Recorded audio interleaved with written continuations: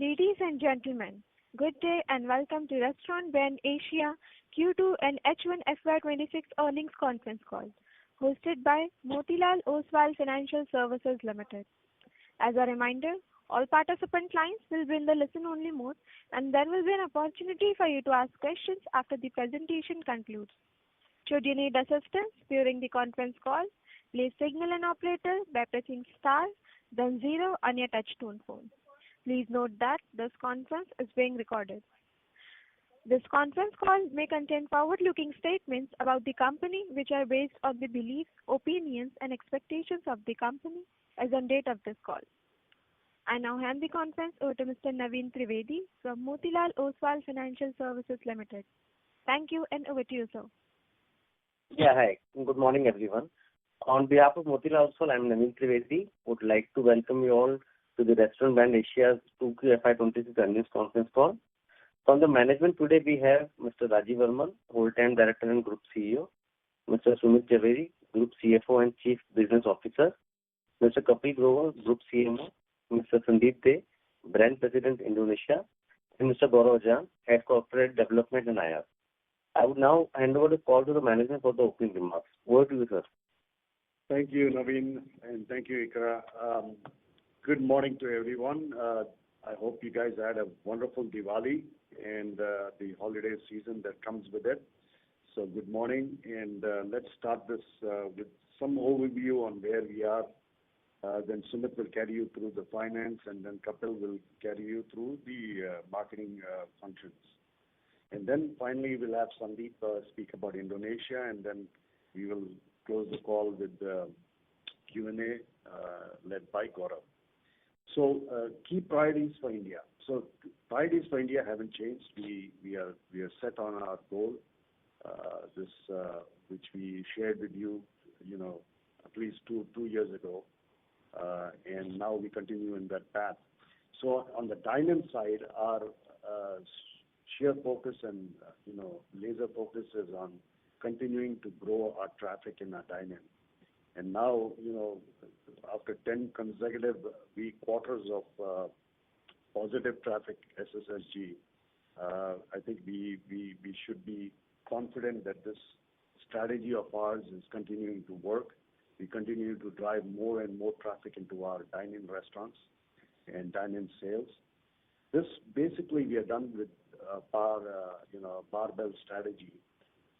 We started this strategy with value, great value offering. We continue to do that value offering and continue to bring people into the business with that strategy. And on the other hand, a quarter ago, we spoke to you about this premium launch with the Korean Fest as well as the King's Collection. So these were two launched a quarter ago. And then this last quarter, the one we are talking about, we launched the Deluxe Whopper as well, which is the core. So while we were on the value side with the 2 for 79 and 2 for 99, and also we bought in for 4 weeks 99 rupees cafe. That was the first effort on the cafe after installing cafe in literally 90% of our restaurants. This was the first campaign. It was a 4-week campaign.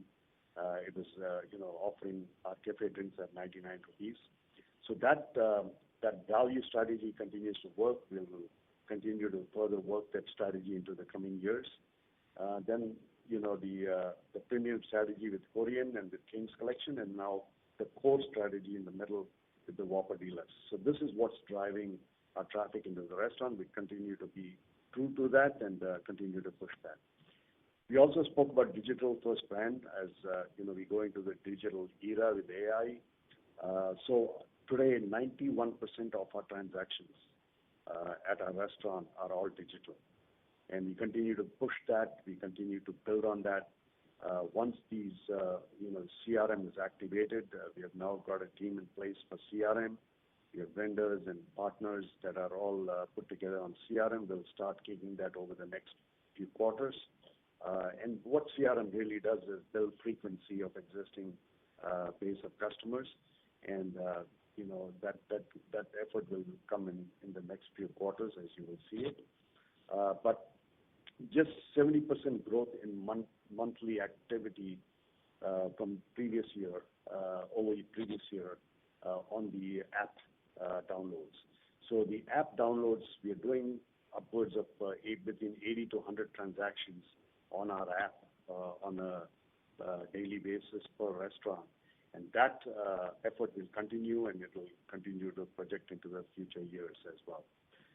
Profitability focus, I told you last time, we are laser focused on, well, our P&L in the restaurant, of course, through utilities, the utilities program that we are working on. We have a new boiler that we have launched. It will be in all restaurants by the end of this year. That brings the utility savings significantly down. We have put e-coolers that cool the air before it goes into the AC system.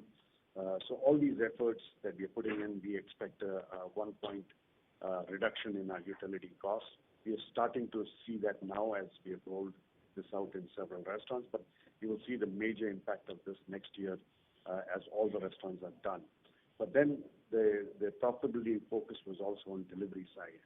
On the delivery side, our focus was very simple, is we will grow the delivery sales, but we will grow it now with additional profitability margins on it. So happy to report that we have improved our margins on that business by 1%, 1 percentage point. And there's a significant growth as well in revenues in that business, and we will share those numbers with you as we kind of go into the numbers. So a lot of effort in making sure that the delivery business, the menu that we offer on delivery, the relationships that we have with our aggregators, all those that we have been working on is to bring some efficiency in that respect. Gross margin, we continue to be true to our numbers. We have shared our forward path on that, and you will see that today Sumit will report some very good progress on gross margins as well. So that continues to be a focal point for us, and we continue to kind of move ahead on that. So these are the key priorities of India, and then Sumit will share the numbers as we get into it. Now, Indonesia, there's two businesses over there. We have the Burger King business as well as the Popeyes business. The Burger King business is moving steadily, not as fast as we wanted, because we have had some, even in September we had some activity there in the country, which kind of penalized a few days of sales. It was a week and a half, and some people speak about that when he gets on the call. But we had some challenges in September, but October we are out of it, and we're back on track moving forward. But if you look at our ADS, 12 out of the last 13 months, we have been higher on the ADS, right? So if you take the ADS over the previous year, we continue to drive more ADS each month in our Burger King business. Popeyes business has been a challenge for us, and we're kind of working on it. We have a full team put together, laser focused on what we need to do with the 25 restaurants that we have in Popeyes. You will start hearing some progress in there as we go ahead. The reduction in corporate overheads, we have been talking about it. That exercise is almost to its end point. We have saved, almost 15 crores, and then subsequently 4.5 crores on top of that. So approximately 20 crores in saving on G&A. And we'll continue looking at other aspects of controlling G&A, but we have brought that down significantly from where it used to be when we took over the business. So the focus of here will be continue to increase our revenues through same-store sales by bringing in more traffic into our dine-in, similar to what we are doing in India. Our second laser focus will be on Popeyes to eliminate any losses on Popeyes and bring that business to neutral. We will continue to focus also on the reduction in corporate overheads. The optimization of restaurants, we've kind of finished that now. We still have a few restaurants we're looking at, but we'll continue to kind of work on that to optimize that. Rent reduction is a big one in Indonesia. We continue to work with our landlords to bring the rent down, and that will not stop. That's an ongoing thing we do every year. and we'll continue to do that. So those are the top lines on India and the top lines on Indonesia. With that said, I'm going to move it over to Sumit Zaveri to kind of walk you through the numbers. Thank you. Thank you, Raj. I'll just kind of complete the discussion on Indonesia, which is slide 6. There is, as Raj was mentioning, that while having completed the store rationalization that we were working on, substantially reducing corporate overheads, our current focus is how do we bring overall ADS in the business better or higher than where we were last year. We've been continuing that journey through various value initiatives. We kind of listed those various initiatives out here clearly. It is led by chicken as well as burgers, and then there are a few new product launches that we've done recently on the whole chicken side, which has only helped get better over last year.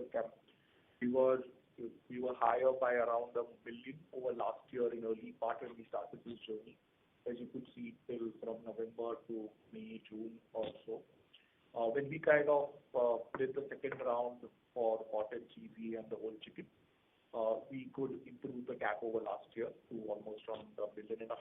October, the number seems better, closer to almost around 2 million. So trajectory-wise, we are certainly on the positive side.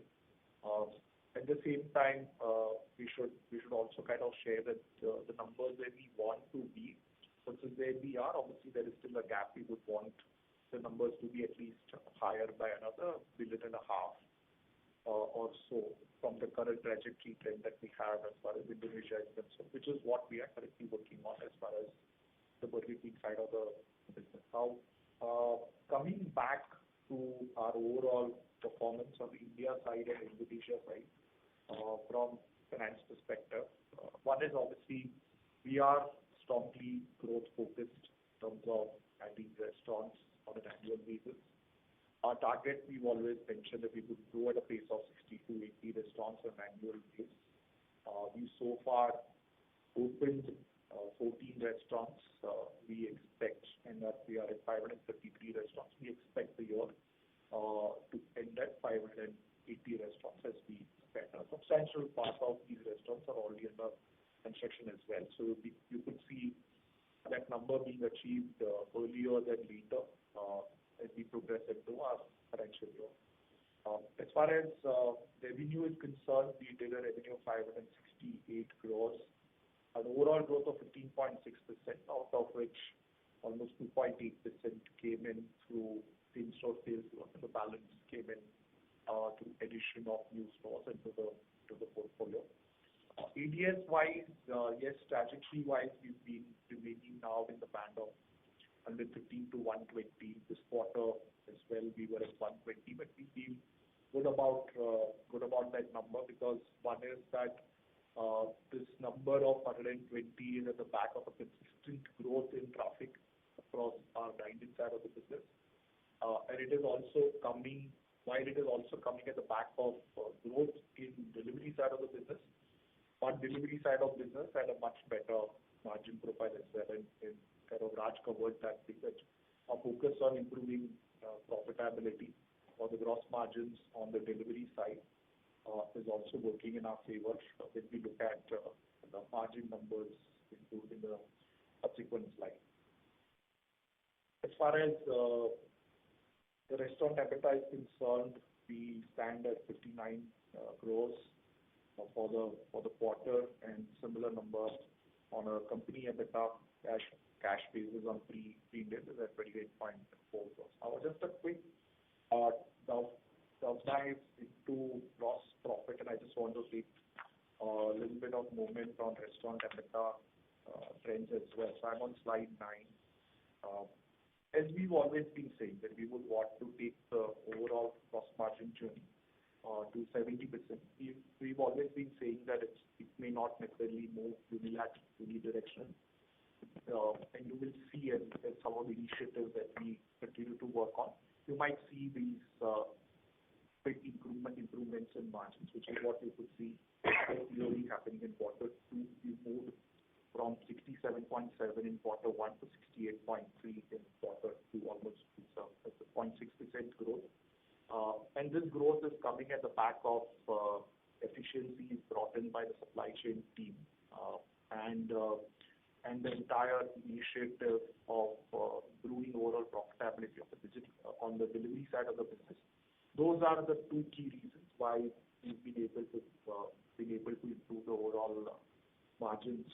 We feel very good about it, and the number that we've always been saying in terms of wanting to get to 70% over the next few years certainly seems in sight as we continue our journey on the gross margin side. On the restaurant EBITDA side, we are at 10.4% as compared to 10.6 last year, and I'm sure a lot of you might have the question in terms of gross margins remaining or the restaurant EBITDA margins at 10.4. Just want to kind of bring one fact out here, is that wherever we've done major initiative rollout at the restaurant levels, we've always consciously put a little more people into the restaurant so that the customer experience or the customer understanding of the new initiative is well received at the restaurant level. Some of you who've been here with us long would have seen a similar kind of practice that we have followed even when we launched cafe a couple of years back. We're following a similar practice even now when we rolled out and completed our digital initiative rollout in this year. So we have seen we consciously made sure that we have sufficient staff to interact with the customer as we've made changes to the service. Typically, what happens is that as the staff or as the crew at the restaurant level gets into the efficiency mode of new way of working, we should be able to kind of realign the costs or the labor headcount back to where we were a couple of quarters back. So this is, and that has, while it could have impacted us in this quarter at that point, and you see that the improvement in gross margin kind of did not translate into or made the restaurant EBITDA to be at a flat level, but that's more a conscious decision. And you could kind of see that that's how we've done it during cafe launch. We've kind of done that as a digital rollout launch as well. So we really feel positive with the number at 10.4% restaurant EBITDA level. And at a company EBITDA level, we are at 5% with 28.4 crores at the company EBITDA margin for the quarter. 4 crores higher than what we had done last year, same quarter, and almost 6 crores higher than the previous quarter one numbers that we had. Quickly, I'm going on to slide number 10. I just want to kind of quickly run you through what's happening as far as everything is concerned. These numbers are on IDR billion basis there. So one, we've been rationalizing the portfolio on the Burger King side. We have so far of 136. We don't expect any substantial shift now on the portfolio side. Normally, as business that we would take calls in case if we have to take calls to shut down restaurants, we will take, but really not anything that is a part of the portfolio rationalization. IDR, in terms of average daily sales, it stands at 18 billion IDR in local currency, with a translation of revenue of 225 billion. And gross profit, there as well as a focus on improving the gross profit. So there is an improvement in gross profit at 56.8, and we are working on various other initiatives on the delivery side there as well in order to improve the overall gross profits better. And a store EBITDA, the numbers are looking negative at -3, but that is also in order to kind of now work towards the marketing spend.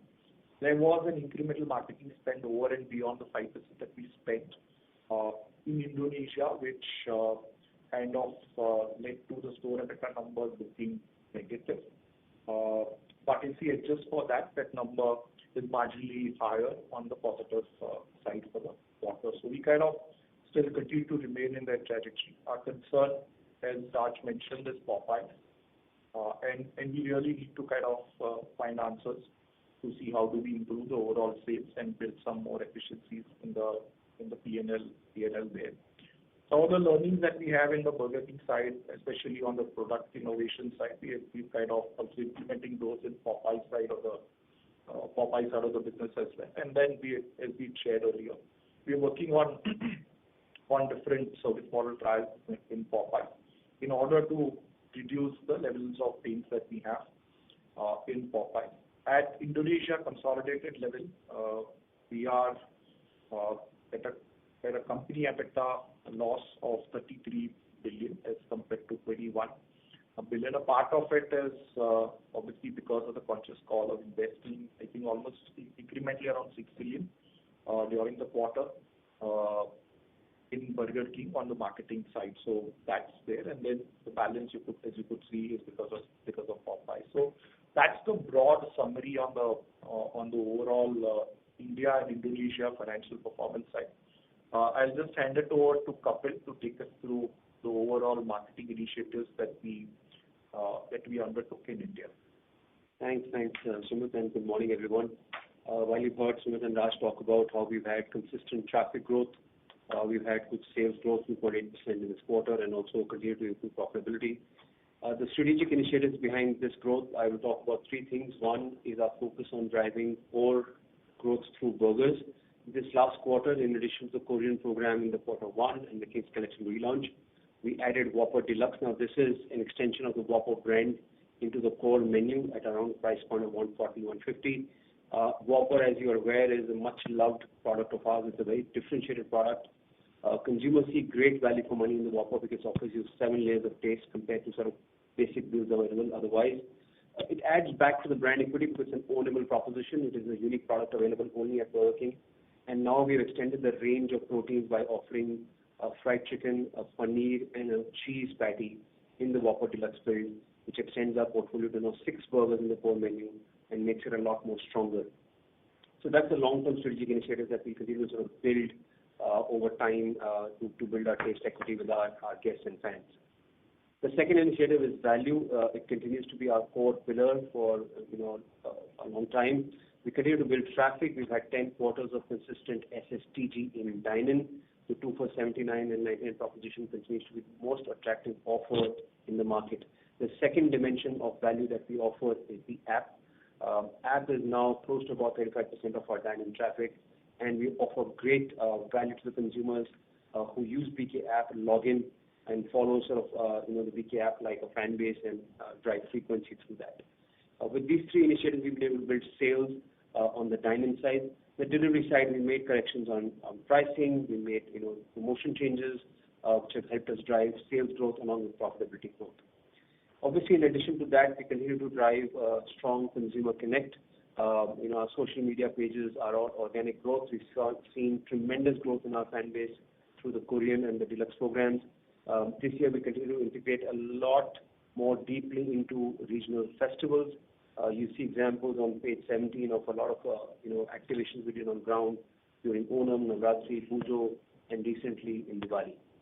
So we continue to focus on dine-in traffic. We continue to focus on innovation, and we continue to focus on driving delivery sales profitably. So that I'll hand over back to Gaurav. Thanks, Kapil. Good morning, everyone. Our outlook remains unchanged from the last quarter. We intend to open 60 to 80 stores every year till FY2029, which will bring us closer to a number of about 800. If you recall, we finished last year with 513 stores. We've added a net of 20 stores in H1. You will see the pace of growth increasing in the second half of the year as we look to add another 45 to 50 stores in the remainder of the year.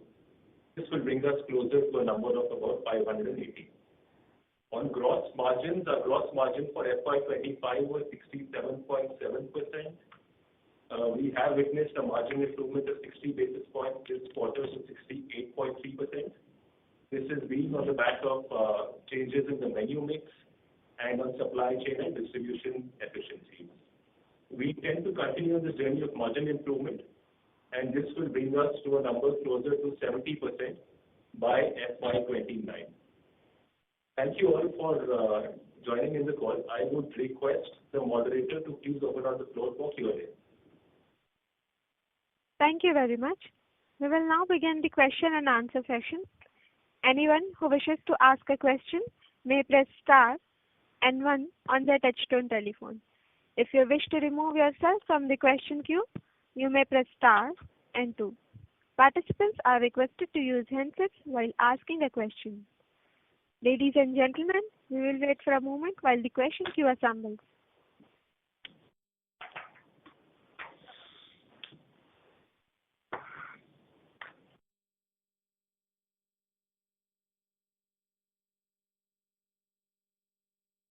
The first question is from the line of Kiran Gadge from Knightstone Capital Management LLP. Please go ahead. Hello. Hi, good morning. So in Q4 FY24-25, we were discussing that in 1-2 quarters, we will monitor the Indonesia business closely to make a decision on what to do with it. So what are you thinking about it right now? The efforts are the same. We are in the same mode. We are working towards that. So while we continue to improve the business, the challenges on Popeyes we have already kind of shared with you, but it's only 25 restaurants. And of course, we have to find solutions, whether we keep the business or the next person comes in and takes over the business. The solutions need to be rolled to those people so they can continue to build it.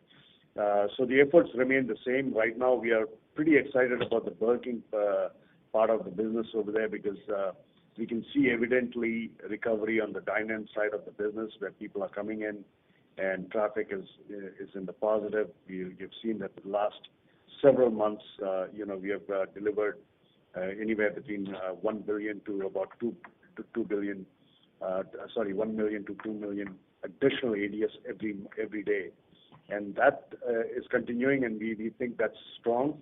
But our efforts, like I shared on the last call and even the call before, is two-pronged, is to continue improving the business, but also look at alternative solutions in terms of potential exits from that market. So that no effort has been stopped, or we continue to work on that.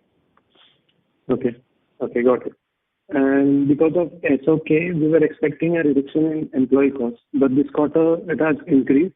So when do you think we can see a reduction going forward because of SOK? Yeah, that's a very, very good question, Kiran. Look, we would have been at about 11.7, 11.8 EBITDA for the restaurant level. We have taken 0.9 of that, EBITDA and put it in terms of, additional people in the lobby because we started table service, we started the SOKs.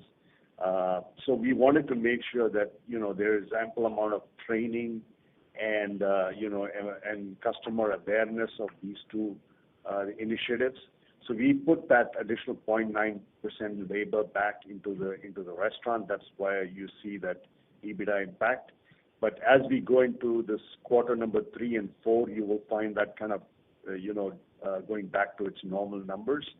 So it will go back to its numbers. And then next year you will continue to see as, volume leverages those numbers coming down further and further. So that's, we are intentionally doing what's the right thing for the long run for the business versus trying to, build just quarterly numbers. That's the reason that 0.9 was invested last quarter. Okay, got it. Thank you. All the best. Thank you. Thank you. The next question is from the line of Devanshu Bansal from Emkay Global. Please go ahead. Hi, sir. Good morning. Congratulations on a good execution in India business.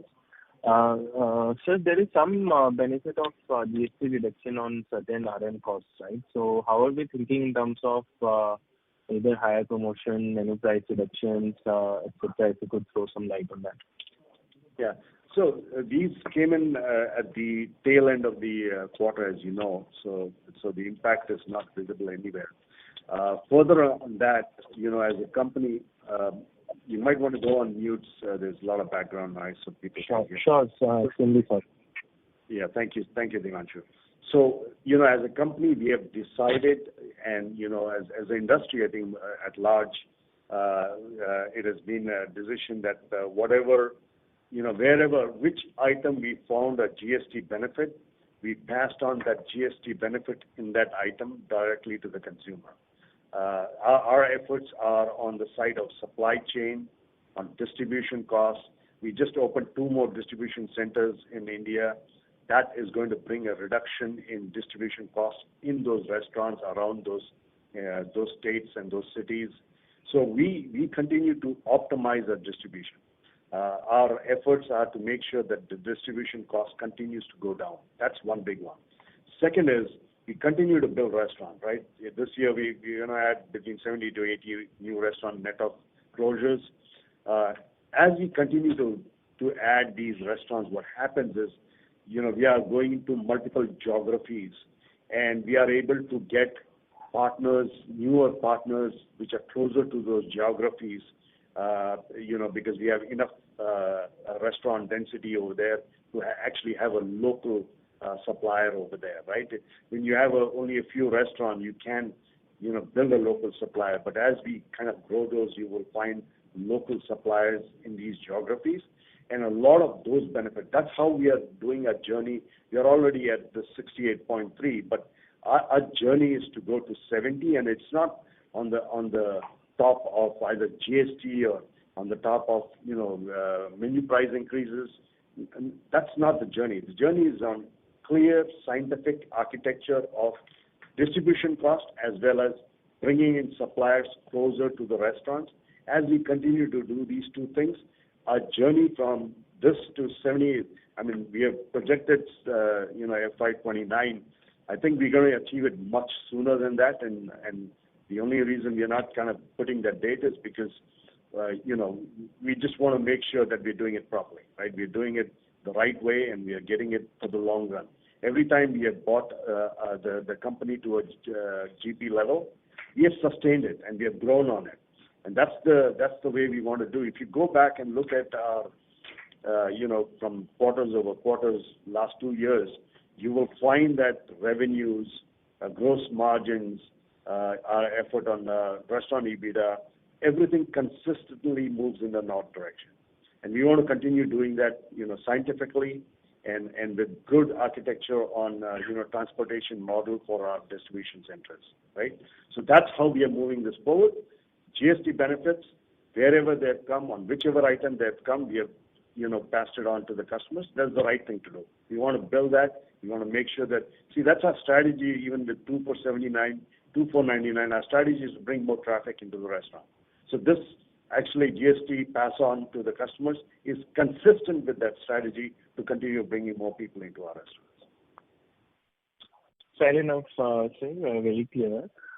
So follow up to this. So it's almost 40 days now since GST reduction. So are we seeing initial signs of pickup in SSG with these initiatives around promotions and price reduction? Or these changes typically take time to sort of start reflecting into additional growth? Yeah. So Devanshu, both your answers are right? We have seen a very substantial benefit in October. I think we have had a very good October. We're very happy with our October sales. We are also looking forward to a decent quarter. I think we will have a good quarter this quarter, Q3. And yes, the impact will continue in the long run, because this is not an impact for a month or for a quarter. I think these initiatives from the government are long-term benefits that the entire industry at large and other industries at large will benefit. And I think the consumer in the end is the main beneficiary of this. And yes, we will also, as businesses continue to drive in the forward lead direction, because more traffic will come into our restaurants. So yeah, both your points are genuine. Thanks, Raj. So just small follow-up here. So this improvement in SSG is not because of the base, right? So on sequential basis, you are seeing some few increase in ADS levels. Is this a right takeaway? Yeah. See, the ADS has been hovering around, that in the mark that Sumit just shared, 115 to 120 or so forth.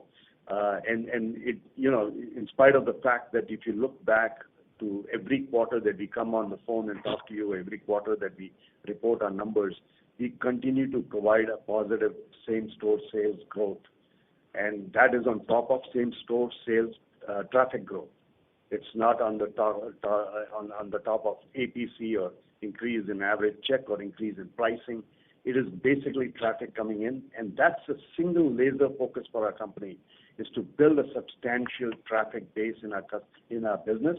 And then, from there onwards, we will then be able to optimize it and so forth. CRM will kick in. The CRM team is in place, and, the CRM team will then start building on frequency. Right now, we are building on bringing new people in, and then the second effort will be on CRM, which is bring the existing people in more often into our restaurant. So when we do this combined together, I think the cumulative impact will be extremely positive on the business.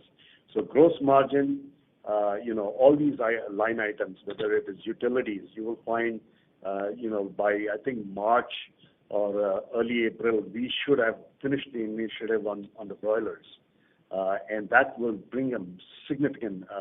Our head of equipment has done a fantastic job working with Burger King International in building this new broiler, which consumes half the energy of the current broiler. So these benefits will kick in, and you will start seeing them not just for a quarter; they will be ongoing forward, right? And then the leverage that comes in from CRM and all that, that's additional on top of all this. So this utility effort, the effort that we are making with the gross margin, these are not dependent on ADS. These will be there. So the existing ADS, we will continue to improve our gross margin. At the existing ADS, we will continue to improve our line items like utilities. And then the leverage of going beyond the 120 towards 125 and then ultimately 135, which is our near-term goal of taking this business, that leverage will be on top of this. Very clear, Raj. Thanks for taking my questions. Yeah, thank you. Thank you. The next question is from the line of Manjeet Buaria, an individual investor. Please go ahead. Hi, good morning, and thanks for taking my question. First, the consistency of performance in India is fantastic, given the industry backdrop, and, appreciate the efforts you guys put in there. I had just one question. In the opening comments, it was mentioned about the GM not translating into the ROM, given the reinvestment in the team at restaurant levels. And it was also mentioned that in a couple of quarters, we should rationalize. What I'm not clear is, given the improvement in guest experience, since these initiatives have been put in place, why are we in a hurry to rationalize it back? In the longer run, it would lead to a structurally higher ADS, and, we'll get operating leverage on it any which way. So, why worry about the short-term margin, for the right reinvestments? That is the only question I had. Thank you. Thank you, Manjeet, for that question. So just to clarify, obviously, we will not pull it back hurriedly. The way we do it is that we see the pace at which the efficiency in terms of work levels that improves at the restaurant level, and linked to that efficiency improvement is where we will do the adjustments. Typically, we should be able to do that adjustments over the next few quarters. So we will obviously not pull back the headcount because we feel the numbers are higher. That's something is what we will certainly not do, Manjeet. And absolutely, you are point on that. A better service will only improve the overall repeat frequency and then resultantly the sales side. And that's something which we will obviously keep in focus before we take any calls in order to pull back staff. So it will certainly not be random reduction. It will be a measured adjustments linked to efficiency improvements that we see at the store level. See, Manjeet, Kiran on you, the first caller, Kiran said that, as we put these SOKs on, there's going to be a saving in cashiers, right? Because people come and place their own orders. So there's a saving there on the previous or before SOK era. That saving, on top of that saving, we have put So that saving was there. We moved those cashiers to the front of the lobby, and they were helping out.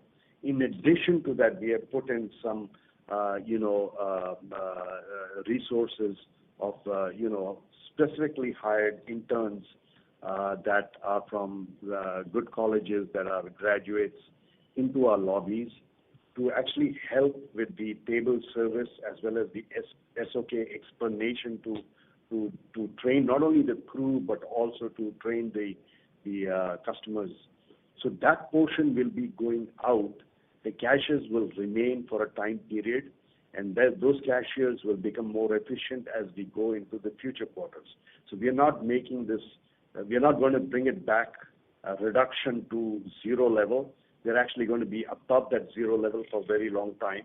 We will bring it down to the zero level that we do not need those people in the lobby, as in many Western countries where the SOK has been there for several years now, right? So that's the thing. But it's a very, very good point you're making, Manjeet, is usually companies hurry on to, building quarterly results and, in the long run, it kind of backfires. That's not what we're going to do. So appreciate this, Raj and Sumit. Thank you so much. Yeah. Next question, please. Thank you. The next question is from the line of Anuj D. from Antique Stock Broking. Please go ahead. Hi, team. Congratulations on sustained performance in India. One question from my side. I understand it may be a bit early to call out, but could you provide some sense on how the Whopper Deluxe is performing? And are you seeing any early signs of upgradation from the 2479, 2499 product?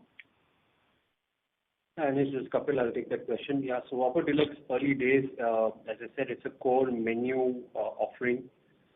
It is sitting at a price point of about approximately 150. The 24 customer and the core customers are very different, personas. There is a value-seeking customer on one end of the barbell, as Raj explained in the beginning, and there's a core customer who's driven by innovation, taste, quality, and other sort of variables. So this is a long-term strategic play. We've got some initial trials. We've got some really good trials. We've seen consumers come in and try the new burgers, the new paneer, cheese, and the fried chicken burger. We spent about 6 weeks of media on it, and we continue to build over time. So the interaction between the value of this, layer is not much actually. There are two very different customers, to answer your question specifically.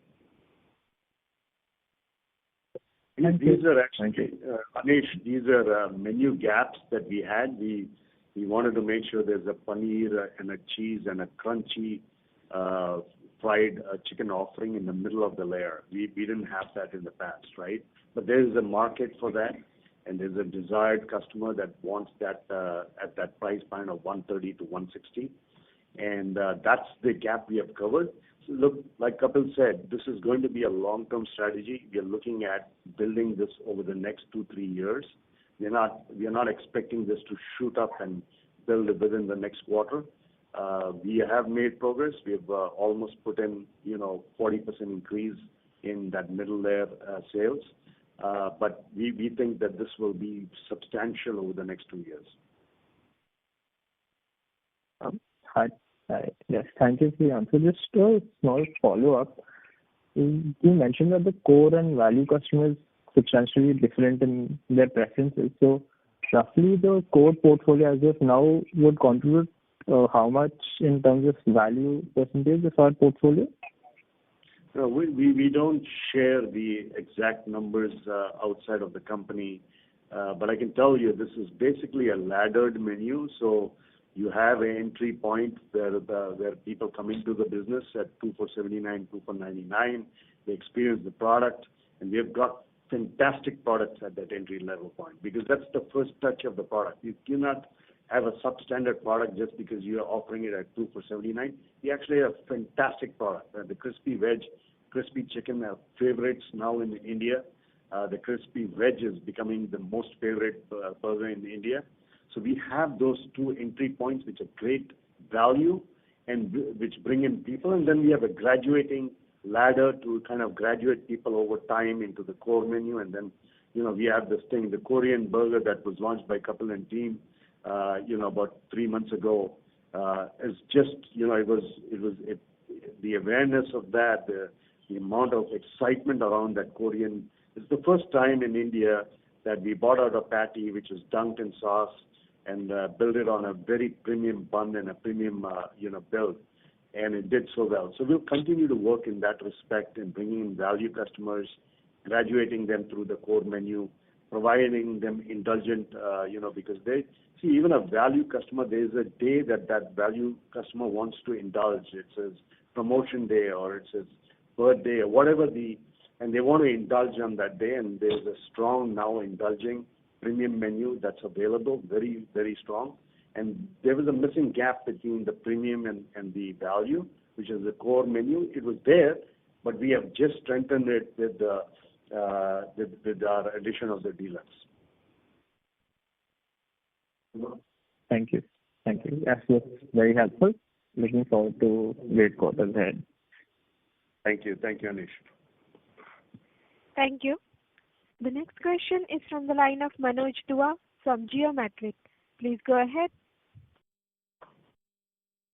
Thank you for taking my question, and I admire company's effort in gross margin, same-store store growth, ADS, traffic, and customer experience in the product expansion. I think you have touched this point, but can you give a little bit more structured way all this effort when then can be trickled into EBITDA and going forward, any time frame or something like that? What is the mental model we have to use? Yeah, so like I said, there's twofold efforts, right? The one is about optimizing the current P&L, which is building a P&L strength based on current volumes, right? Current revenues, current ADS, current traffic. Those efforts are on. We continue to show you results every quarter on that. Every quarter you go back, look at our results, look at the results of the previous quarter of the previous year, you see a movement on that. Those movements are on the net of, all the initiatives that Sumit Zaveri and his entire team in maintenance and equipment and, all the other people that are working towards reducing those line items. They're not specific to leverage. They're not specific to volume. They are initiatives that will drive those margins in spite of no increase in volumes. So that's both on the gross margin line as well as on the other lines like utilities, rents, and other expenses, which include a lot of other things that we continue to contracts and so forth, that we continue to optimize. So that is not dependent on increased volume. And then there is a leverage, right? So, if you look at the leverage in an industry where you've seen strain in the last, 6-7 quarters, you've seen some very tough SSSG numbers from the industry. In that environment, we continue to drive more people in there. If the environment was much more conducive, much more, positive, these numbers, which are 2.8, would have been substantially higher, right? So you understand that. As that volume increases, the leverage of those volume and all these line items will be an additional impact. And we think that this impact will come over due time. The first impact will come within quarters. I mean, you will see every quarter. I just told you about the broiler rollout, which is going to be done by March, maybe early April. And then you'll start seeing the impact of that in Q2, Q3, Q4 of next year. You will find the gross margin impacts coming in substantially as these new DCs kick in, and the optimization from that comes in. And then the next year we will spend the entire supply chain. Dipit, who leads it, will spend time bringing in local suppliers near these DCs. That leverage will be not dependent on volumes again. So all these you will see quarterly increases.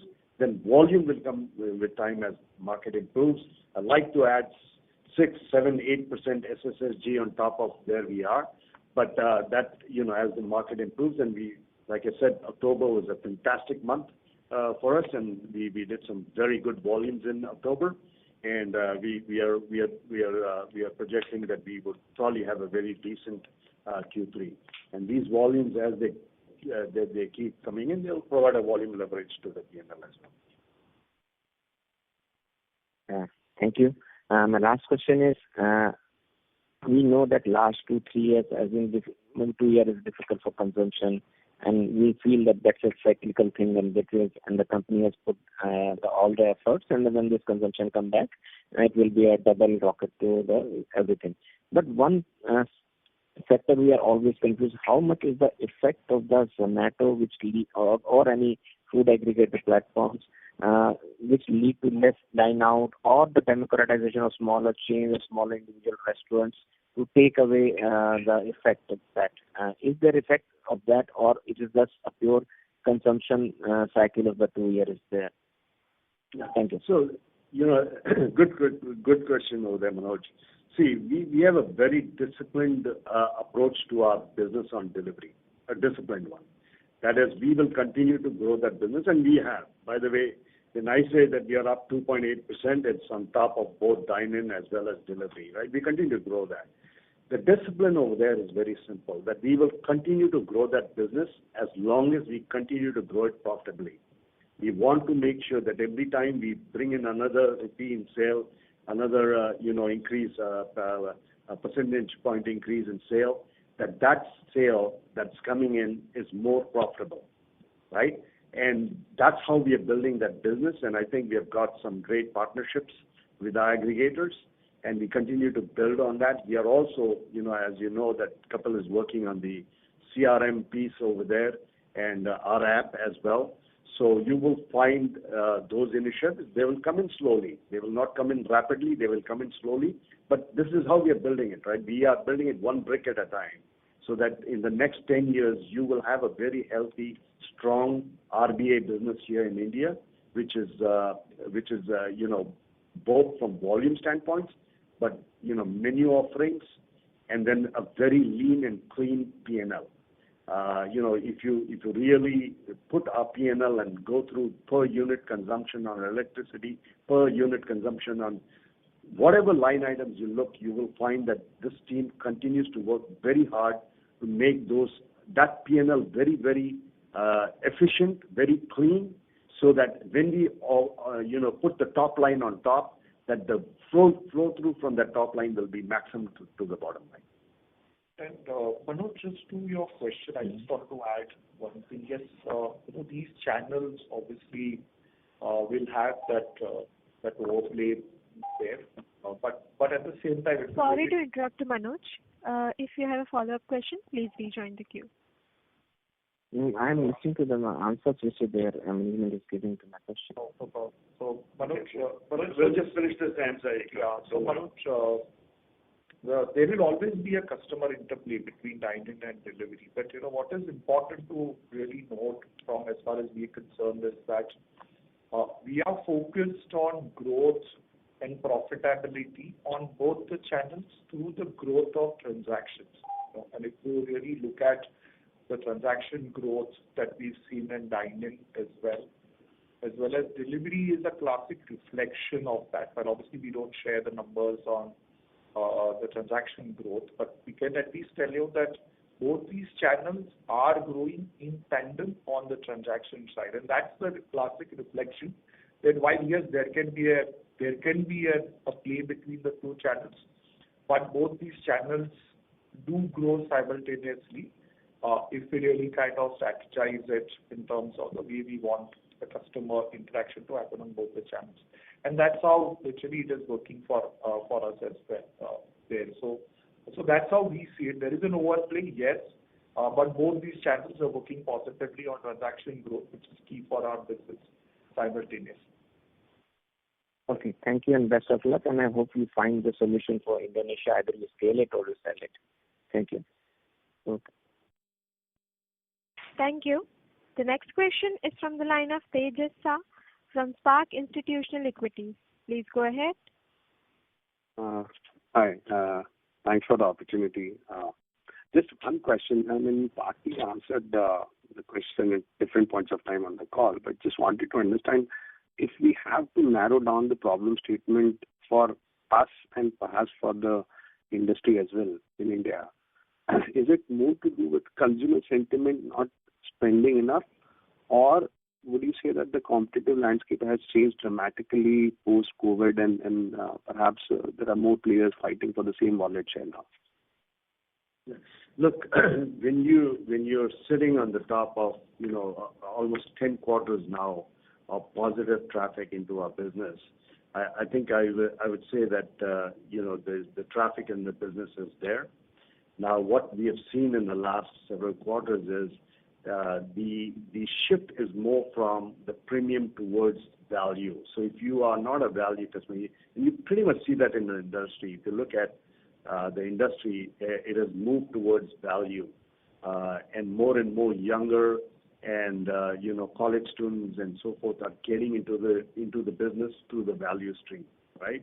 So that is the shift that you've seen in the last post-COVID. You're absolutely right, post-COVID. Those volumes will continue to pick up, right?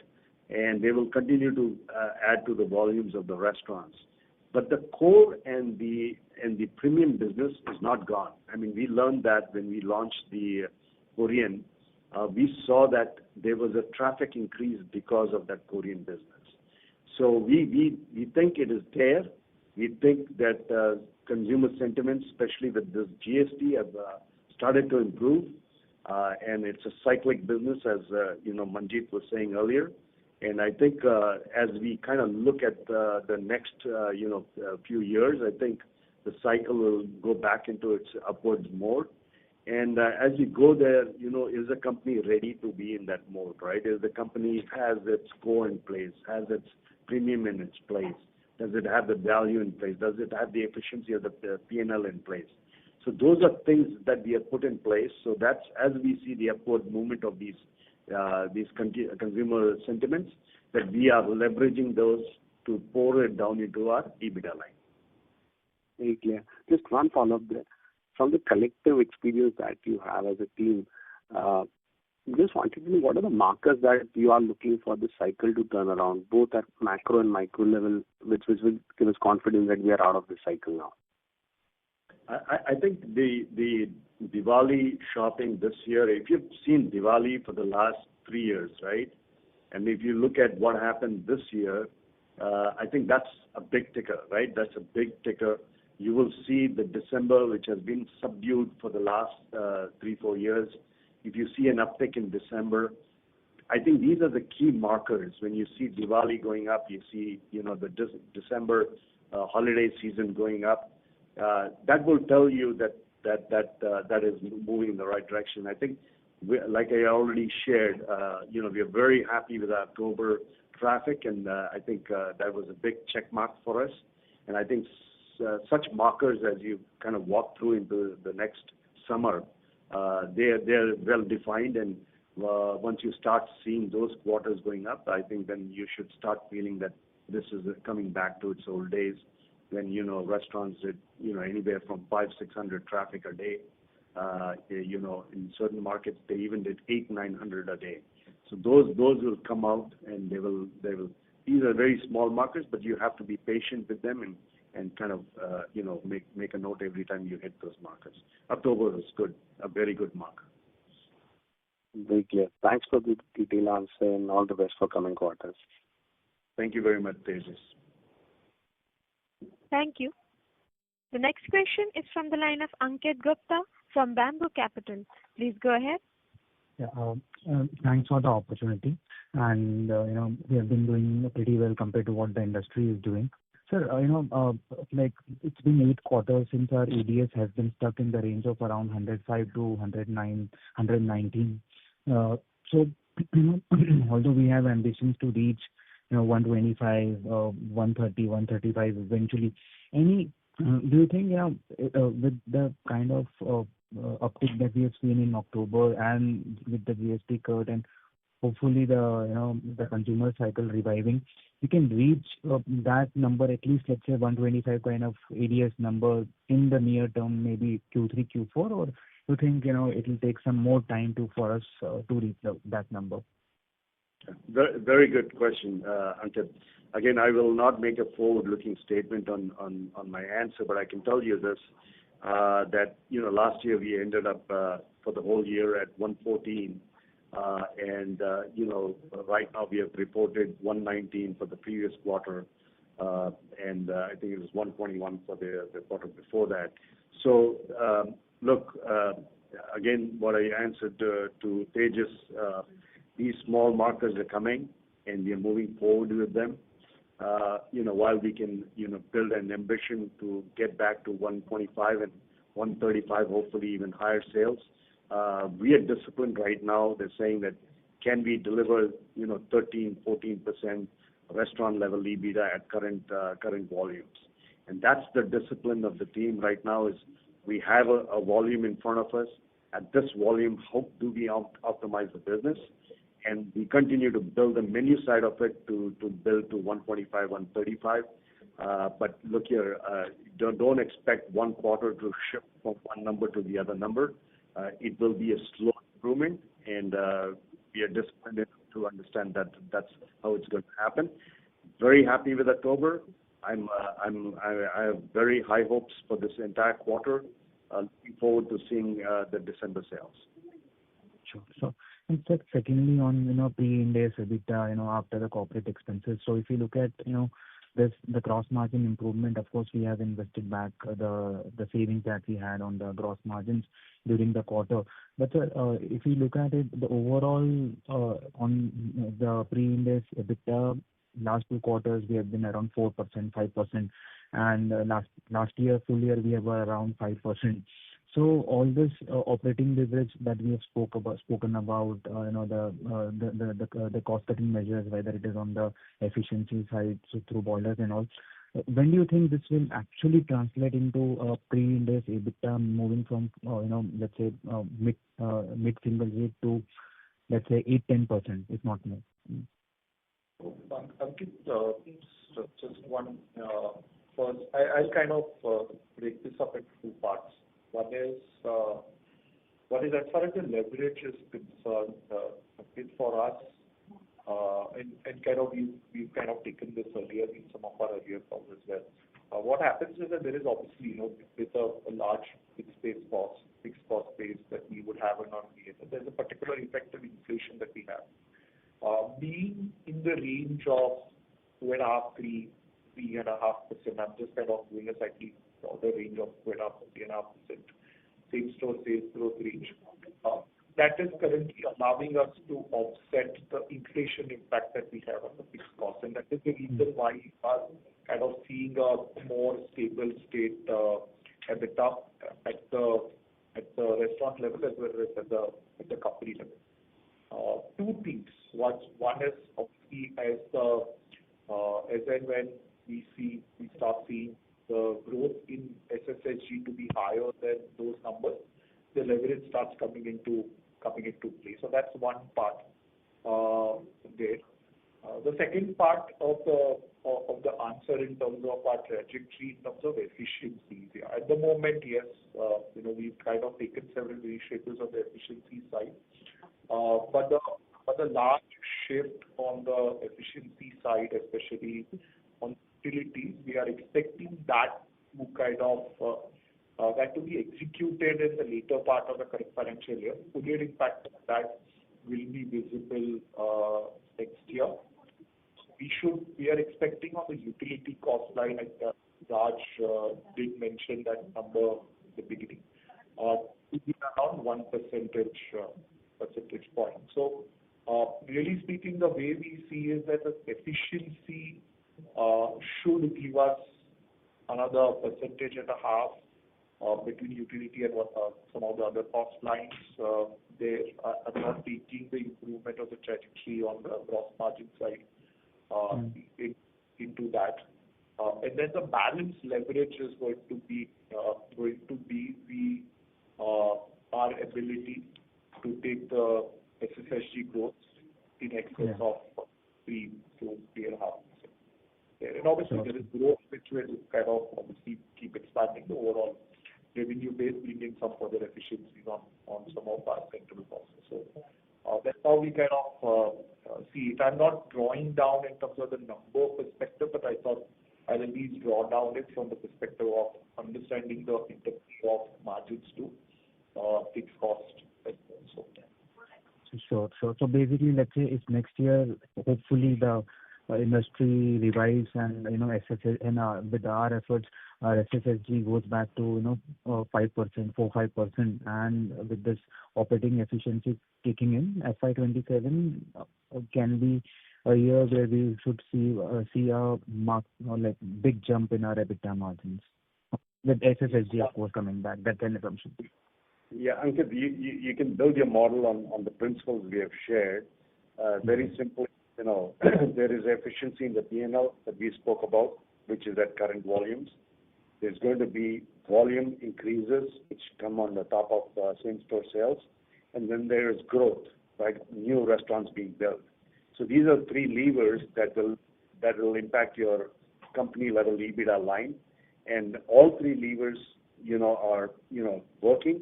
We hope that the SSSG lever will get bigger and bigger, but there's a growth lever that we continue to do, and there's an efficiency lever that we have demonstrated, quarter over quarter to you, that we continue to make that more efficient. So all three levers will work there. So as you kind of build your model, make sure that you're kind of addressing those. Sure, sure. And this last question on the Indonesia. Sorry to interrupt, Ankit. If you have a follow-up question, please rejoin the queue. Thank you.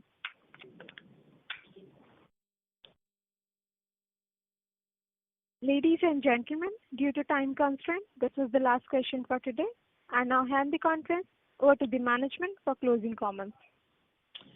Thank you, Ikra. Thank you, everyone, for joining, and really appreciate your confidence in the business, your appreciation and all the motivation you provide to the team over here. We are very thankful to everyone that is kind of giving us this nudge and push and asking tough questions. We like those as well. Look, the team is completely focused on getting this business in a decent, scientific and organized way over time period to grow into a very, very strong business here in India. I think we have demonstrated over the last 8 to 12 quarters how we can bring a very efficient P&L, how we can, stay in a very tough environment, still stay positive on our traffic, both on delivery as well as dine-in, and then how we can continue to grow profitably. So we have demonstrated that we are working key on these priorities. Indonesia is one of the most important priorities for Sumit, myself, and Sandeep. Sandeep is on the line. Obviously, he didn't get a chance to speak today, but I can assure you that Sandeep and his team have done a fantastic job on the Burger King side.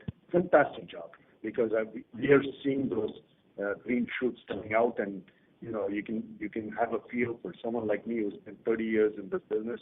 You can see that business is turning around and going in the right direction. We have a challenge with Popeyes. We understand that. We did Burger King. Now we are looking at Popeyes, but we also have parallel streams. We have promised that. We are working on that. So whatever works best for Indonesia, the team is on it. The team is on it, and we will share with you as we make progress in Indonesia. But we appreciate all the comments on both Indonesia as well as India. Thank you so much, and great November ahead to all of you. Thank you. Thank you very much, sir. On behalf of Restaurant Brand Asia, this concludes this conference. Thank you for joining us, and you may now disconnect your lines.